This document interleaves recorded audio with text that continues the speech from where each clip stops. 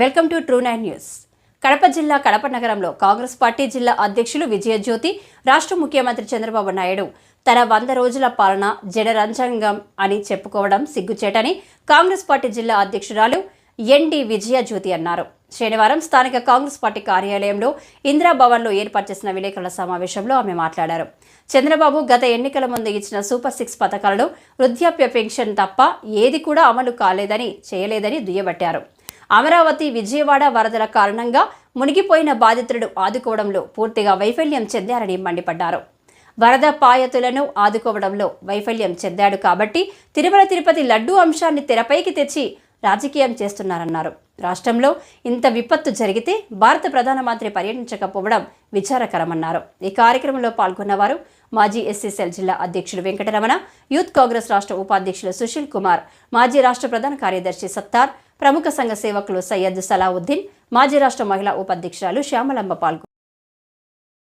ముఖ్యంగా చెప్పిన వెంటనే వచ్చిన మీడియా సోదరులందరికీ నా హృదయపూర్వక నమస్కారాలు. గతంలో కూడా గత 10 ఏళ్లుగా నాకు మీడియా సోదరులు చాలా సహకారంగా ఉన్నారు. మంచిని ముందుకు తెపెడుతూ నాకంటే ముందుగా మంచి తరపున ప్రచారం చేస్తూ ఉన్నారు కాబట్టి మరొకసారి కృతజ్ఞతలు. మనందరి బాధ్యత మన రాష్ట్ర పాలన కావచ్చు, దేశ పాలన కావచ్చు, పౌరులుగా సక్రమైన మార్గంలో మన యొక్క భావాలను వ్యక్తీకరించడం ద్వారా కావచ్చు, జరిగే పరిస్థితులను ప్రజల్లోకి తీసుకువెళ్ళడం ద్వారా కావచ్చు, మనం చేయాల్సిన బాధ్యత ప్రతి ఒక్కరికి ఉంది. ప్రస్తుతం మనం చూస్తూ ఉన్నాం మన రాష్ట్ర పరిస్థితులు. ఇప్పుడు ప్రభుత్వం ఏర్పాటై 100 days అయింది. జనరంజకమైన పాలన అని అంటా ఉన్నారు, పేపర్లలో వాళ్ళు చెప్తా ఉన్నారు. ఎంతవరకు జనరంజకమైన పాలన ఉందో మనందరికీ తెలిసిందే.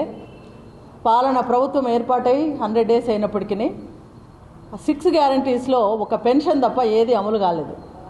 పెన్షన్ అయితే టయానికి ఫస్ట్కి ఇచ్చినారు, కానీ మిగతాయి ముఖ్యంగా మహిళలను గౌరవించి వాళ్లకు సౌకర్యాలు కల్పిస్తామనేటువంటి ఉచిత బస్సు లేదు.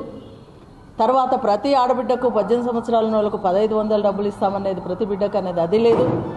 ముఖ్యంగా వ్యవసాయక దేశమైనటువంటి రాష్ట్రం అనేటువంటి మన రాష్ట్రంలో రైతులకు ఇచ్చే 20,000 లేదు. ఎంతోమంది నిరుద్యోగులు ఉన్నారు దేశవ్యాప్తంగా, రాష్ట్ర వ్యాప్తంగా. నిరుద్యోగ భృతి 3,000 రూపాయలు అది లేదు. ఏమీ లేకపోయినా అది ఎంత జనరంజకమో మనకందరికీ అర్థమవుతూ ఉంది. మనం ప్రతి ఒక్కరూ ఓట్లేసి ఎన్నుకునేది ఎందుకు? ఒక్కొక్క సమయంలో ఒక ప్రభుత్వం వచ్చినప్పుడు వారు కరెక్ట్గా చేయలేదంటే న్యాయంగా జనాలు ఏం చేస్తారు, ప్రజలు ఆ ప్రభుత్వాన్ని తొలగిస్తారు. వాళ్ళ చేతుల్లోనే ఉంటుంది మొత్తం. మనం కూడా పౌరులం, మన ఓటు హక్కు ద్వారా సరైన ప్రభుత్వాన్ని ఏర్పాటు చేసుకోవాలనుకుంటాం. గత ప్రభుత్వము సరైన మార్గంలో లేదు. ఏమేమి అవకతవకలు జరిగినాయి, ఏమేమి అభివృద్ధి జరిగింది, ఇవన్నీ చూసి దృష్టిలో పెట్టుకొని ఇప్పుడున్న ప్రభుత్వానికి పట్టం కట్టడం జరిగింది. ఇప్పుడు చేయాల్సింది పోనిచ్చి దాన్ని ప్రక్కదోవ పట్టించడానికి ఒక లడ్డూది ఒకటి తీసుకొచ్చినారు. నిజమే, మన హిందువులు వారు ప్రతి ఒక్కరి మనోభావాలు దెబ్బతినకూడదు. వారు నమ్మే దేవుడు, మనమందరము నమ్మే దేవుడు, వారు ఎంతో పవిత్రంగా ఉండేటువంటి తిరుపతిలో ఆ రకంగా జరగడం అనేది కరెక్ట్ కాదు. అది ఎంతవరకు కరెక్ట్ అని సిబిఐ కానీ కంప్లైంట్ చేసి దాన్ని తేల్చాలి. ఒకరు చెప్పిన తర్వాత ఇది కరెక్ట్, ఇది కాదు, ఇది అని చెప్పేసి అనడం కరెక్ట్ కాదు. ఆ చేయడం అనేది తప్పు. కానీ దాన్ని ముందుకు తీసుకొచ్చి చేయాల్సినవి ప్రక్కదోవ పెట్టడం అనేది కరెక్ట్ కాదు. అది కాదు సమస్య. ఇప్పుడు సరే, ఇప్పుడు ఇచ్చినారు, అది గతంలో ఆ రకంగా చేసినారు.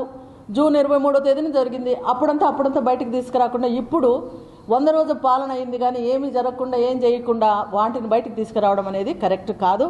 ఆ జరిగినటువంటి అవకతవకలు, ఆ అపవిత్రత అనేది ఏదో ఇప్పుడున్న ప్రభుత్వం దాన్ని సరిచేసి ఎంక్వైరీ చేసి ఆ రకంగా చేసిన వాళ్ళని శిక్షించి ఇప్పుడున్న వాళ్ళు కరెక్ట్గా అందరికీ పవిత్రమైన ప్రసాదాన్ని అందించాల్సిన బాధ్యత ఇప్పుడు ప్రభుత్వం ఉంది.